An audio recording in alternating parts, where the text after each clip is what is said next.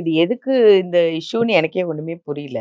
நான் கூட வைஷுகிட்டயும் ஃபோன் பண்ணி பேசினேன். ஆனா இது ஒரு சின்ன மேட்டர் தான். 2 பேரும் பேசுனாங்கனாலே இது சரியாயிடும்னு நான் நெனைக்கிறேன். எனக்கு அந்த பொண்ண புடிச்சிருக்குக்கா, எனக்கு கல்யாணம் பண்ணி வைக்கா, நீ பேசுக்கான்னு சொன்னா. அன்னைக்கே பேசினேன். சரி கிளம்புன அன்னைக்கே ஈவினிங்கா அந்த அக்காக்கு ஃபோன் பண்ணி, இப்படி நாஞ்சில் கேட்கறான். ஸோ என்னக்கா பண்ணலான்னு. ஐய்யய்யோ!